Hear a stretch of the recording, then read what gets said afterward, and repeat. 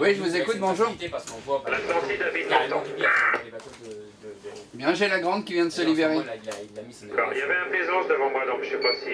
Enfin, je pense qu'il monte. Hein. D'accord, bah je le note, je vous remercie. Il y a à peu près 500 mètres devant moi. Allez, à tout de suite. À tout de suite.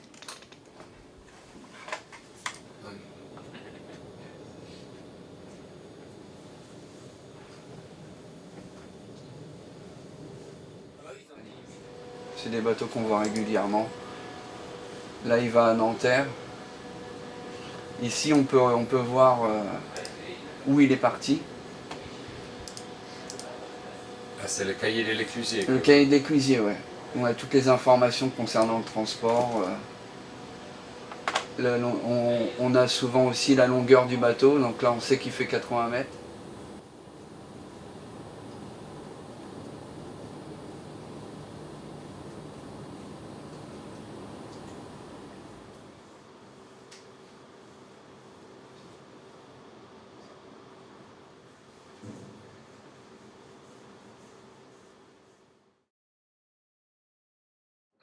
Allez, bonne journée également, à la prochaine. Au revoir.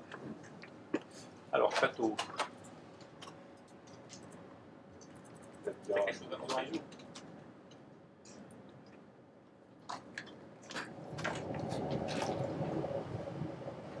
Voilà, donc là on voit le pont qui se baisse.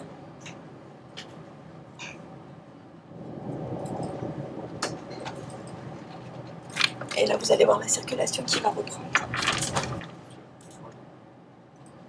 On est plus vigilant de ce côté-là parce qu'on a la bascule du pont et elle peut broyer la voiture. Saint-Louis-du-Rhône, écluse Port Saint-Louis-du-Rhône, Waterway, bonjour. Oui, bonjour monsieur, je vous écoute. Bonjour, donc le Waterway paraît l'appareillage de l'écluse pour la mer. Très bien monsieur, bien reçu. Dès que je peux, je lève le pont.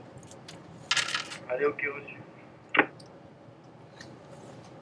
Donc là, j'ai envoyé ma commande feu rouge. Ah, il respecte, il va s'arrêter. Bon, il n'a pas fait le coup. Parce que c'est à ce moment-là qu'ils forcent un peu le passage, qu'ils accélèrent et qu'ils tentent de passer. Waterway, je lève le pont.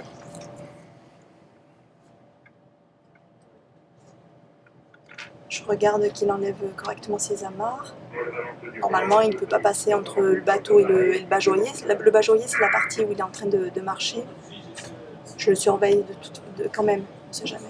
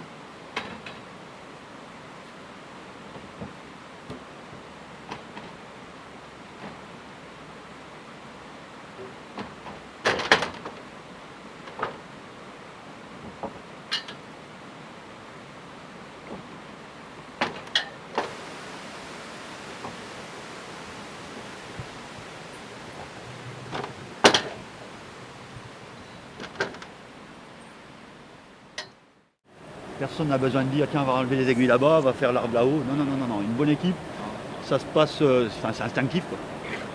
C'est instinctif.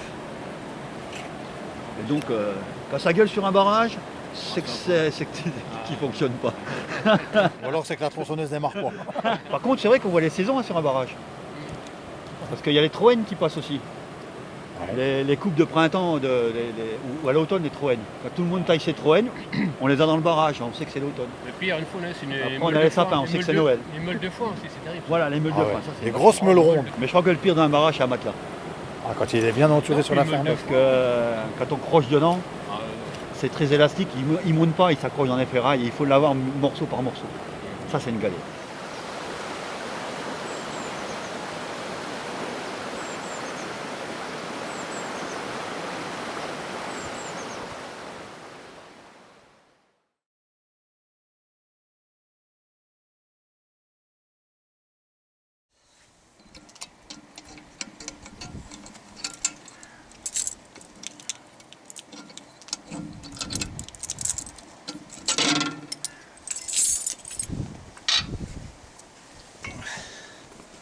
C'est assez simple, c'est un tube en PVC qui est perforé donc à l'extrémité.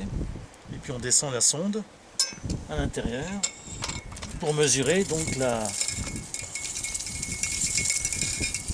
hauteur de la nappe phréatique. La sonde s'allume au contact de l'eau à 71 cm et en mètres 9,71 m. Voilà, on a l'eau à l'intérieur de la digue qui est située à 9,71 m.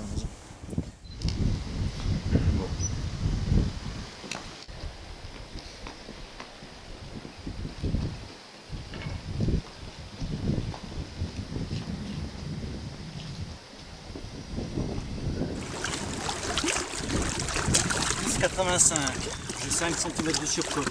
Pour moi, c'est encore acceptable. Je vais en rajouter une couche parce que j'ai trop d'eau là sur la cote de retenue normale. Là après, ça la louche. Et ça, c'est impossible de savoir. La louche, elle est de combien là?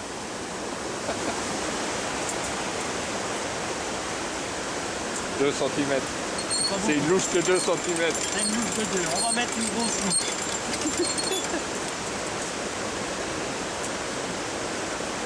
Voilà, on va mettre 45.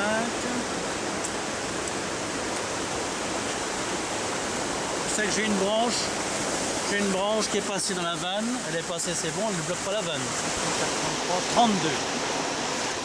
Il y a du bâtillage. Ça veut dire que j'ai 44 000, 32 l'échelle, 44 300. 32 à l'échelle, je le note là.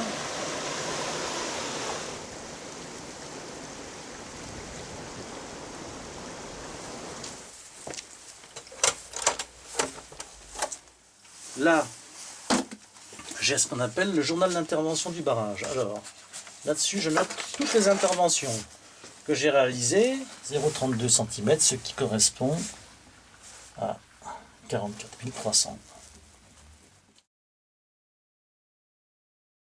Le voie d'eau, c'est les traits qui sont un peu en plus gras, là, les plus foncés. Donc ici on a Saint-Omer, ici on a Calais, ici on a Dunkerque et là on a Gravelines. En fait là il y a une écluse ici qu'on appelle, qui est 63 bis, c'est une écluse qui est gérée en collaboration avec l'UTI, la subdivision de Saint-Omer. On peut ouvrir plus ou moins fortement les portes pour avoir un débit plus ou moins fort d'évacuation à la mer. Et on a un système aussi qui s'appelle claire-voie, qui permet, en fait on est en claire-voie quand on est vraiment cru, qui permet vraiment d'envoyer le maximum d'eau à la mer, pour évacuer au maximum. En période de marée haute, on ne peut plus évacuer gravitairement. Donc il n'ouvre qu'en période de marée basse. Voilà. Et quand on n'en a pas assez de cette eau-là, parce qu'on est vraiment trop haut à l'amont de Watt, on peut en plus, comme je vous le disais tout à l'heure, utiliser l'ouvrage, normalement l'écluse n'est pas faite pour ça, mais on le fait quand même, puisque c'est pour améliorer la situation. On utilise en plus les vannes des portes d'écluse, ce qui permet d'envoyer un débit supplémentaire encore en aval. Donc ça c'est pas nous qui le gérons, hein, c'est fait par l'institution. Oui. Et donc ici en bleu vous avez le canal à grand gabarit à Mardic. Donc quand on est en crue, ça nous permet de voir comment fonctionnent les pompes. Puisqu'en fait il y a des pompes à Mardic qui permettent justement d'évacuer l'eau, de rejeter l'eau à la mer.